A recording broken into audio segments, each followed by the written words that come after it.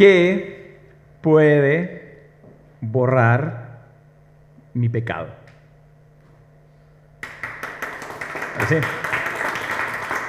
¿Qué puede borrar mi pecado? ¿Qué pregunta más incómoda?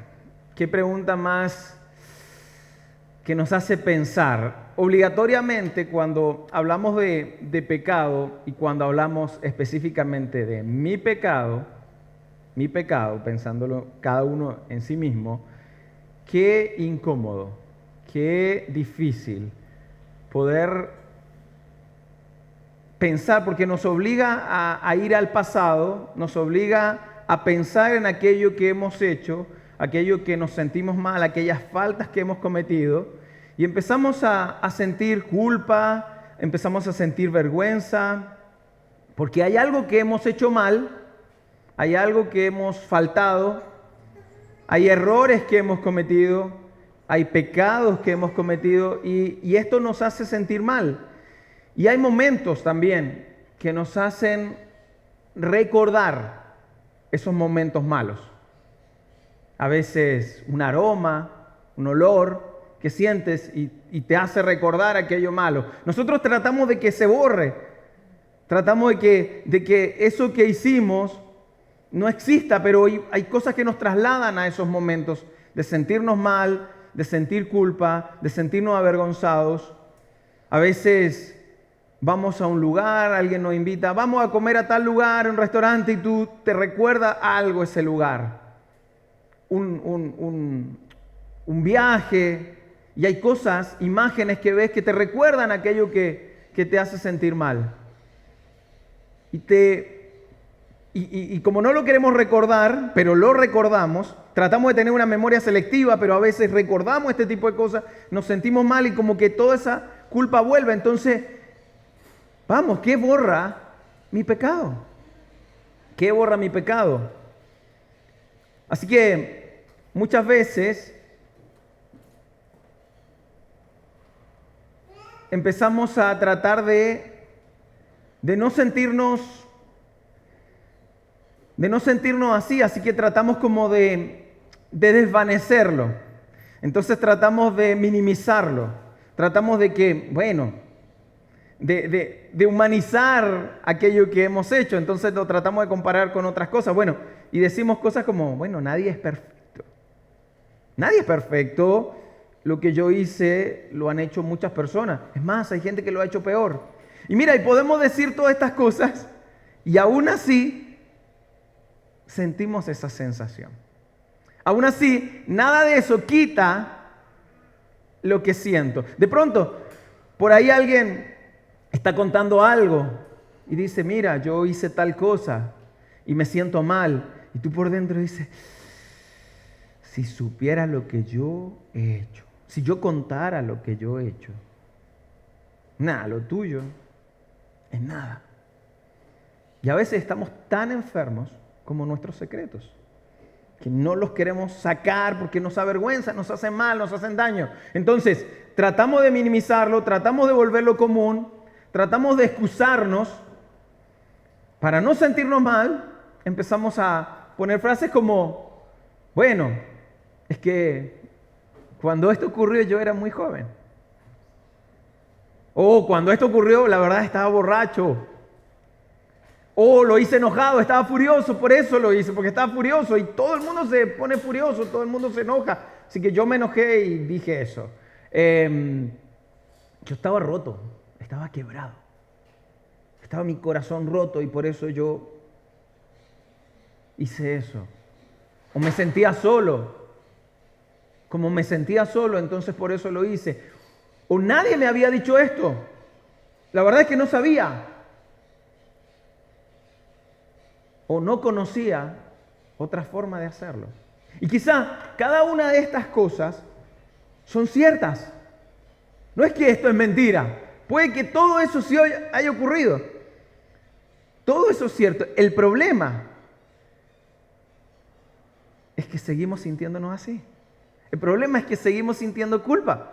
El problema es que sentimos que algo nos acusa constantemente y nos sentimos acusados y nos sentimos dolidos. Y no importa las excusas que tenga, incluso hay otras personas que te pueden decir, vamos, eso no importa. Yo he hecho cosas peores, la gente hace cosas peores, pero tú sientes que eso no está funcionando. Y hay dos cosas que pasan por nuestra mente. Una, y son dos necesidades. Una es perdón.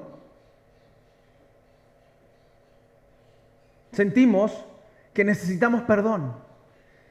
Sentimos que el perdón puede ayudarnos. Entonces sentimos que nos deben perdonar. O, en el caso de muchos, ¿cómo me perdono? Por aquello que hice. Entonces a veces falta de perdón y a veces sentimos deuda. Sentimos que le debemos algo a alguien y quizás lo sentimos y es cierto, todo esto, sentimos las ganas de ser perdonados, sentimos que debemos y todo esto es cierto, así nos sentimos. Pero nada de esto borra mi perdón, mi pecado.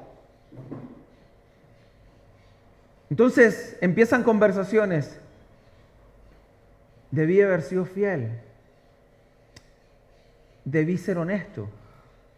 Debí ser mejor padre, debí ser mejor madre, debí ser mejor esposo, esposa, debí ser mejor hijo, debí ser mejor amigo. Y sentimos que debemos, sentimos que hay una deuda, siento que me debo a mí mismo, me debo a ser mejor persona. Y si eres un creyente, siento que le debo a Dios, debí haber sido mejor criatura de Él. Debí haberme comportado mejor como cristiano. Entonces empezamos con este debate y empieza nuestra vida a dar vuelta por estas dos palabras que hablamos en el segundo mensaje de esta serie. Errores, pecados. Decíamos que errores son equivocaciones. Error es una falta de información. Por ejemplo, voy manejando y debía doblar a la derecha y seguí.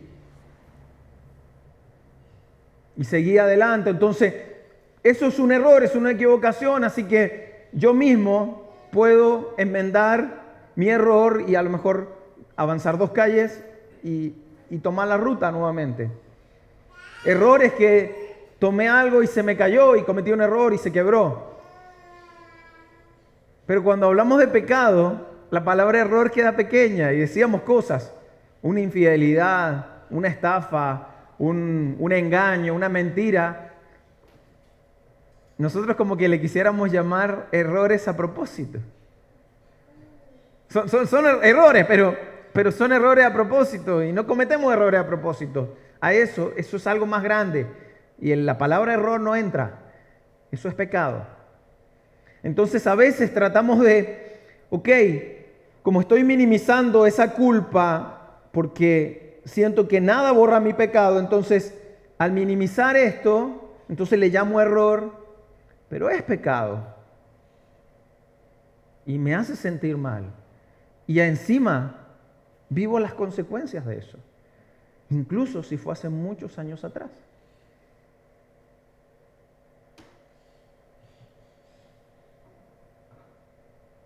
Tenemos que lidiar con todo esto.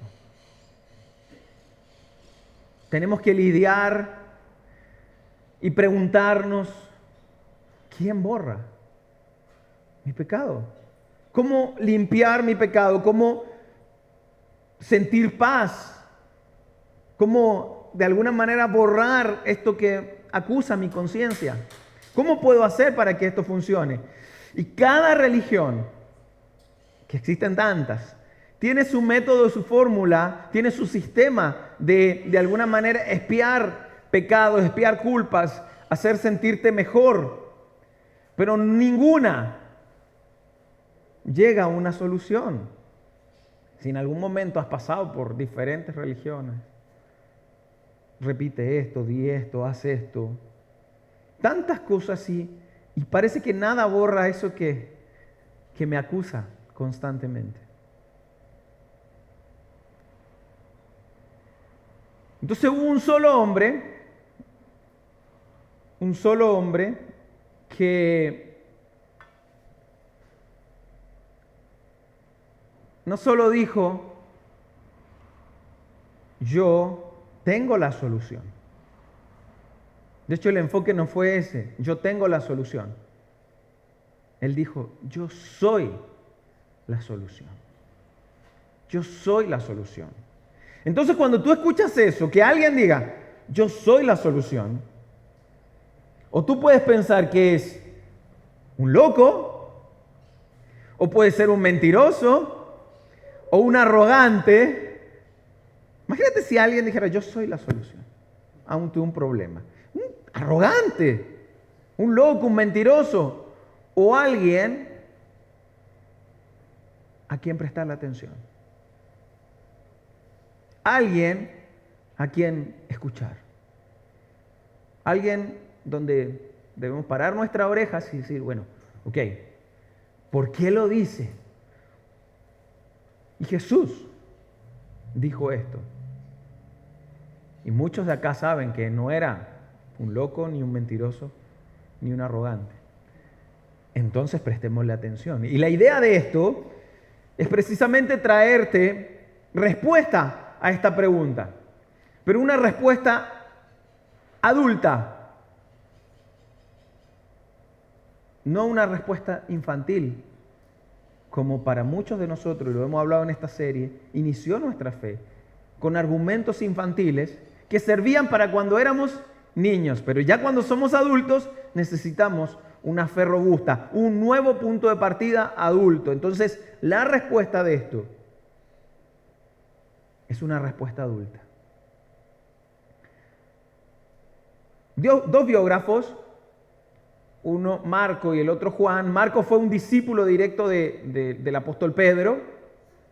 Juan fue el discípulo amado, el discípulo de Jesús, uno de los más cercanos, el que se quedó hasta el momento que murió Jesús. Jesús le encarga a su madre. Esa conexión había entre Jesús y Juan.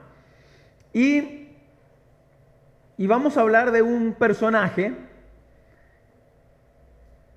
llamado Juan el Bautista. Ustedes han escuchado hablar de él. Juan el Bautista. Y no era Juan el Bautista porque era de la rama bautista, ¿ya? No era Juan presbiteriano, Juan luterano, Juan Bautista. Era porque él era un bautizador, él bautizaba a las personas. Pero había algo interesante con respecto al bautizo, porque todos decimos Juan el Bautista bautizaba personas, bautizador, ¿no? De ahí viene Juan el Bautista. Entonces, él bautizaba personas.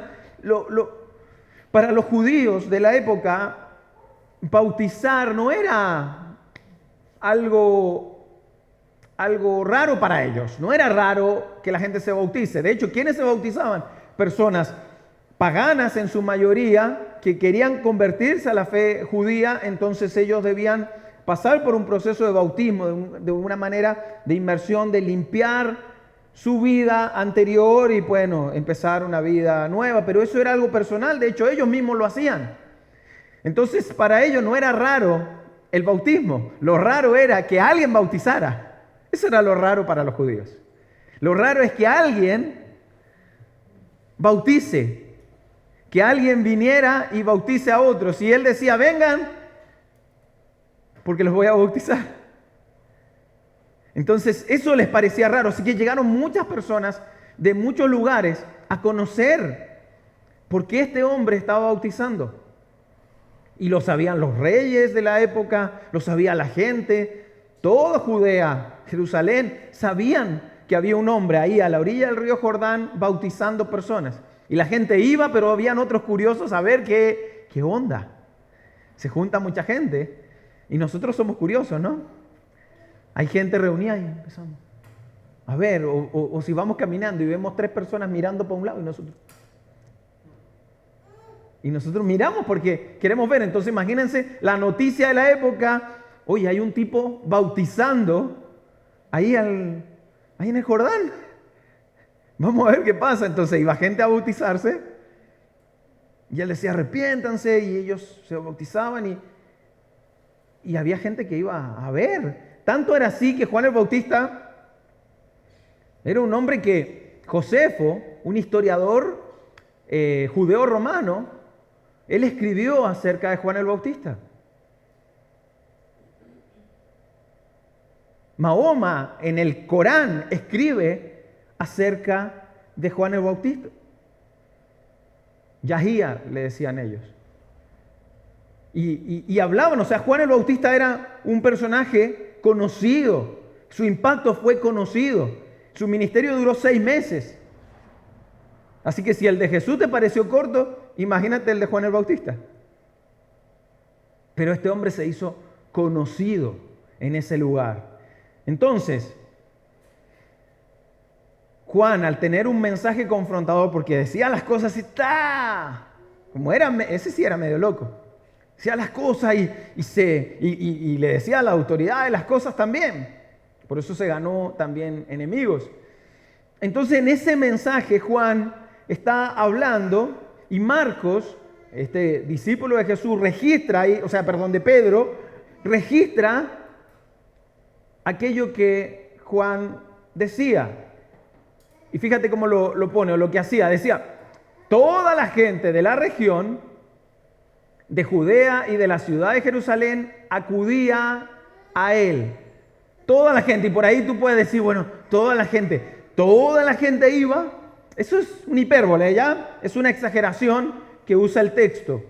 Eso es normal de verlo, porque, por ejemplo, cuando tú estabas más joven o tu hijo te pide permiso para ir a una fiesta y te dice, vamos, que van todos. Y tú dices, bueno, va también el presidente. No, pero todos, van todos. Y una exageración que nosotros todos. Entonces ahí dice toda la gente, usando una hipérbole de, oye, mucha gente está yendo. Mucha gente de esas 2 ciudades están yendo a ver a Juan. Algo tenía que decir Juan, así que vemos más adelante, ahora el biógrafo Juan dice, usando las palabras de Juan el Bautista, dice, yo bautizo con agua, pero entre ustedes, hay alguien que no conocen. Vamos, lo que les voy a decir es nuevo. Entre ustedes, imagínense tanta gente, la gente en la fila, quizás, mira, miles de personas tratando de bautizarse ahí en la fila, y Juan el Bautista le dice, vamos, mira, ¿sabes qué? Yo bautizo con agua, pero entre ustedes, que no conocen, no saben quién es, hay una persona diferente. Hay alguien diferente. Y dice, y viene después de mí. Y la señora ahí, pero es que quiero que me bautice a mí, a mi hijo y a mi esposo. Pero, a esta persona, yo no soy digno ni siquiera de desatarle la correa de las sandalias. Así está hablando Juan acerca de quién venía detrás de él. Y luego dice algo buenísimo. Aquí tienen al Cordero de Dios. Aquí tienen al Cordero de Dios. Vamos, gente, esto es importante. Quizás la señora seguía, pero vengo yo en la fila. Llevo rato esperando, días quizás. No, aquí hay algo importante. Aquí tienen al Cordero de Dios. Y quizá si tú, como yo, que tuvimos un trasfondo en la niñez católico, escuchamos la canción, ¿recuerdan? Cordero de Dios, ¿sí? Que quita el pecado del mundo, ten piedad, sí, ya. Esa canción, muchos de nosotros la conocemos, que tuvimos un trasfondo católico, conocemos esa canción, el Cordero de Dios. Estas son palabras de Juan el Bautista, hablándole a esa multitud, reconociendo en ese lugar a alguien que ellos no conocían. Aquí está el Cordero de Dios, que quita el pecado del mundo. Aquí está, aquí en este lugar está el Cordero de Dios, que quita el pecado del mundo. Otra versión habla, y lo que hablaba en el griego que está escrito el Nuevo Testamento, habla, aquí está el enviado de Dios, el Cordero de Dios, enviado por Dios. Y ellos entendían lo que significaba un cordero. Quizás para muchos, quizás aquellos que van a estar viendo este video, la palabra cordero no lo relacionan. Quizás no entendemos a qué se refería, pero los judíos sí sabían qué es lo que significaba un cordero. Y la semana pasada yo estuve hablando un poco acerca de los judíos y del cordero. Y esto es muy interesante porque esto ocurría yo les contaba, y cuando vienen las plagas, ¿sí? La última plaga, Dios enseña de que tenían que matar un cordero, los judíos, para que la plaga de la muerte de los primogénitos no le ocurra a ellos. Ellos debían matar un cordero y la sangre cubrir el lintel o el marco de la puerta de su casa, y ellos cubriendo con esa sangre, el ángel de la muerte no pasaría por su casa. Entonces ya Dios estableciendo la importancia del cordero y de la sangre. Entonces Dios ya está estableciendo eso con su pueblo 1500 años antes, mostrándoles, esto es así, así funciona. Y por lo tanto, dentro del sistema de expiación de pecados de la religión judía, existía lo del cordero, y el derramamiento de sangre del cordero expiaba los pecados de personas en individual o de varias personas, y expiaba esos pecados. Entonces ellos sabían lo que hacía un cordero. Entonces cuando Juan está hablando, aquí tienen al Cordero de Dios que quita el pecado del mundo, ellos sabían que hablaba de un hombre, o les estaba mostrando que hay un hombre que Dios ha enviado para quitar ese pecado.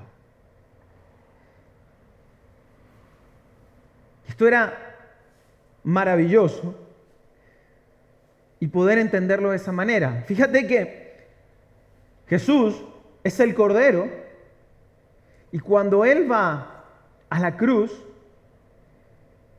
todo el proceso, Jesús fue derramando su sangre. Durante todo el proceso, durante los azotes, los clavos, la espina en su cabeza. De hecho, la muerte de la cruz es una muerte por asfixia.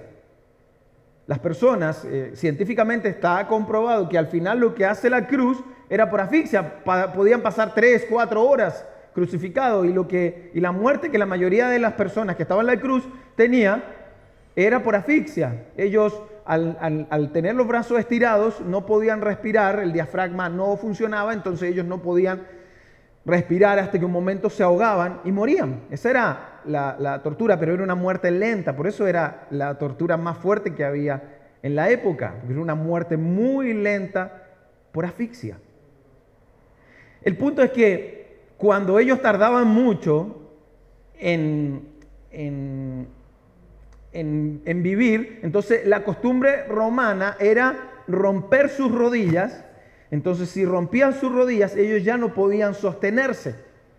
Entonces, al no poder sostenerse, más presión hacían sobre su pecho, el diafragma, y ellos menos podían respirar. Así que aceleraban su muerte rompiendo sus rodillas. Entonces, cuando ven que todavía habían los que estaban crucificados al lado de Jesús, todavía ellos estaban vivos, entonces rompen su rodilla. Y cuando van a romper las rodillas de Jesús, y ojo que había una profecía que ni un hueso de Jesús iba a ser roto, así que eso hubiese roto la profecía. Y cuando van a romper sus rodillas, ellos dicen, no, ya está muerto.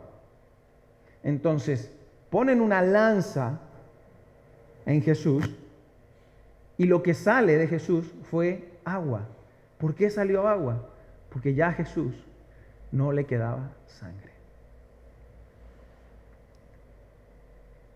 El Cordero de Dios había derramado toda su sangre para expiar, para quitar el pecado de la humanidad. Esto es tremendo, Y Juan sigue contando esta historia y sigue hablando y dice, Dios nos dio vida en unión con Cristo al perdonarnos todos los pecados. ¿Cuáles pecados? Los que cometimos para atrás, los presentes, los futuros, todos los pecados. Jesús vivió todo esto.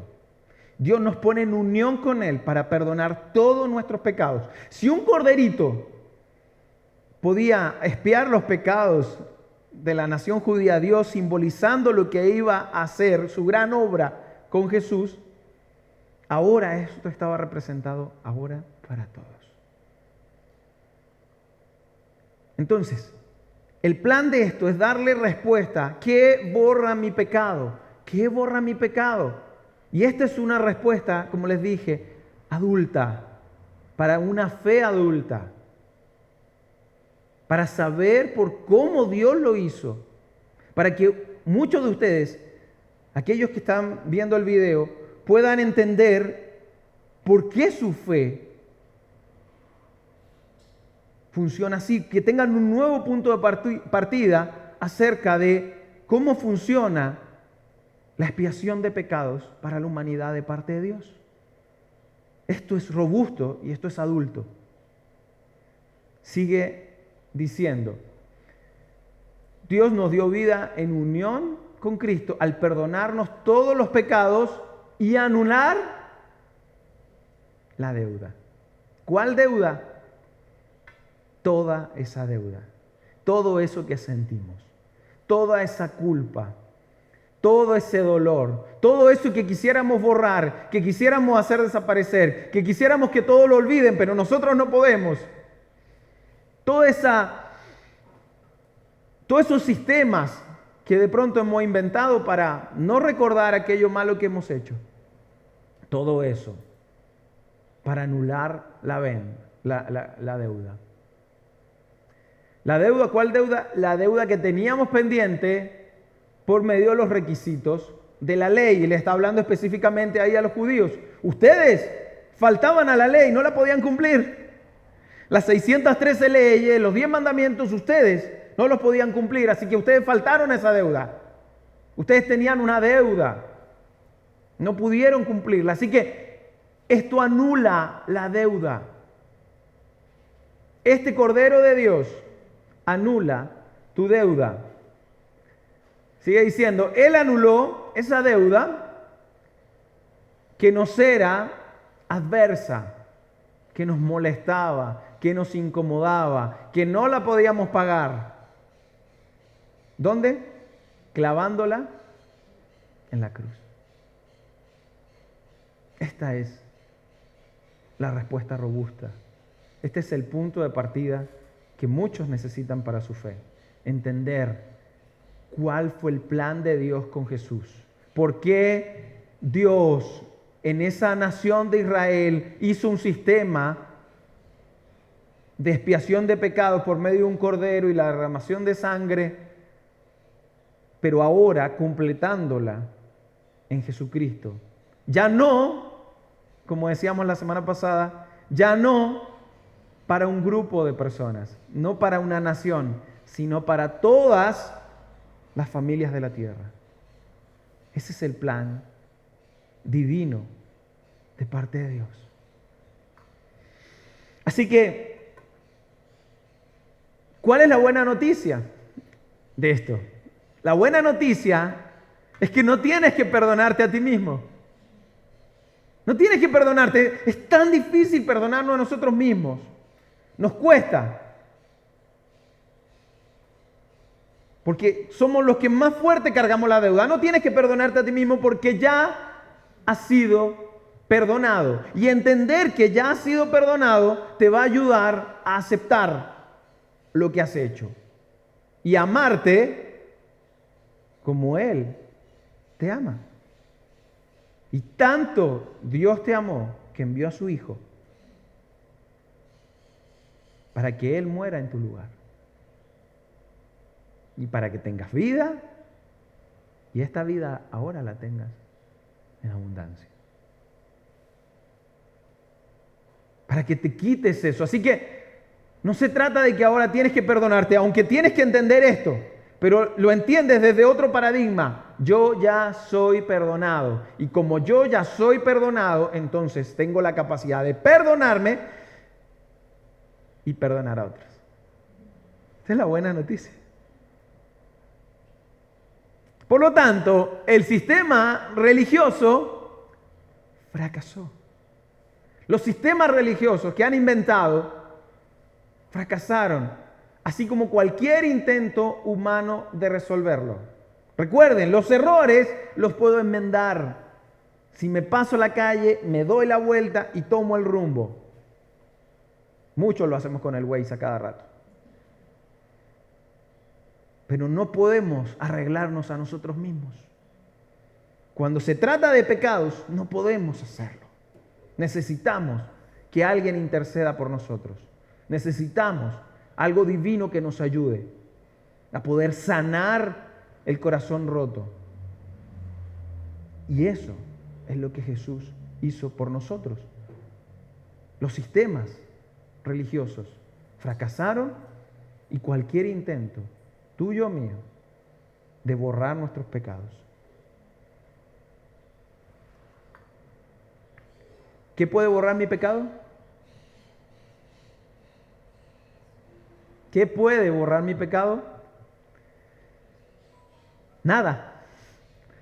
Nada que puedas hacer puede borrar tu pecado. Nada que puedas hacer puede borrar tu pecado. Solo la sangre de Jesucristo.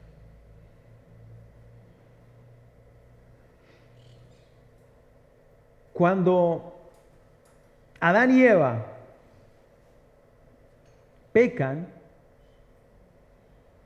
entraron dos problemas. Uno, el pecado. Dos, la muerte. Uno, el pecado. Dos, la muerte. La muerte por consecuencia del pecado. Cuando Jesús muere en la cruz, sin pecado, soluciona un problema. Y cuando muere, soluciona el segundo. Vivir una vida sin pecado soluciona el primer problema. Y morir siendo el Cordero, con su derramamiento de sangre, soluciona el segundo problema. Dios solucionó, desde ese primer pecado de Adán y Eva hasta Jesús, Dios solucionó todo este asunto. Y Él proveyó al Cordero, no nosotros. De la misma manera como se lo mostró a Abraham, ¿recuerdan?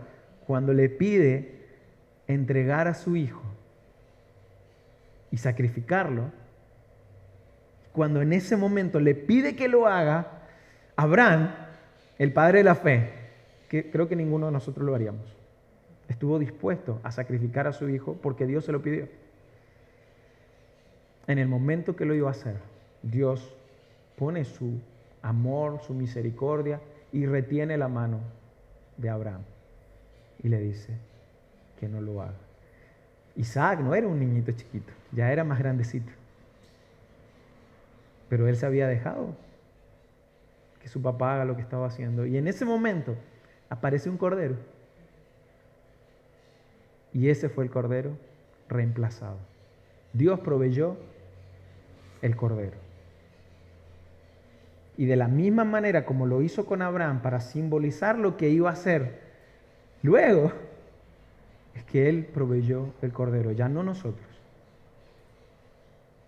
Además, el sistema de la venta de corderos y de animales perfectos para hacer sacrificios, para expiar pecados, había sido bastante manipulada y se había vuelto una corrupción dentro del templo. Por eso Jesús tiró las mesas.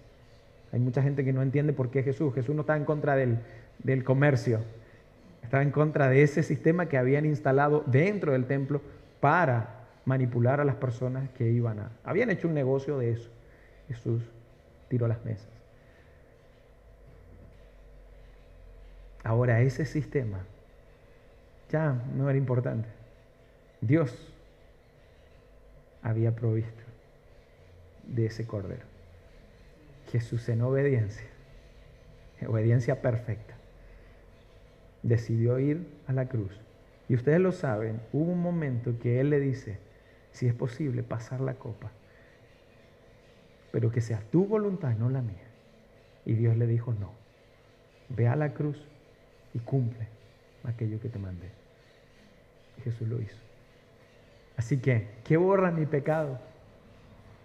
Nada puede borrar tu pecado, mi pecado. Solo la sangre de Jesús puede borrar ese pecado.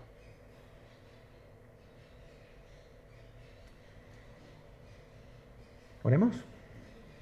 Padre, gracias. Gracias, Señor, porque yo y probablemente cada uno de los que estamos acá, aquellos que están viendo este video, hemos tratado de quitarnos la culpa, la vergüenza, el dolor de aquellas cosas que hicimos que superan un error, superan una falta. Han sido pecados y nosotros nos hemos sentido mal, pero nada, ningún sistema ha ayudado a que eso se borre. Bendito Dios, gracias, porque tú, por medio de tu obra perfecta con Jesucristo, permites que Él y su sangre sea lo que borre nuestro pecado y que tú no lo recuerdes más, para que nosotros podamos vivir una vida limpia, diferente, que podamos tomar el yugo de Jesús y andar libres y ligeros, Señor. Padre, ayúdanos a entender esto, Señor, a que esto sea un punto de partida en nuestra fe, entenderlo y vivirlo. Y de la misma manera como entendemos que somos perdonados, perdonarnos a nosotros mismos por aquello que no hemos sentido tanto tiempo mal. Pero también para perdonar a otros que han vivido lo mismo y extender aquello que tú nos proporcionaste a nosotros, Señor. Esa libertad que hay en Cristo Jesús. Y en el nombre de Él te damos las gracias. Amén.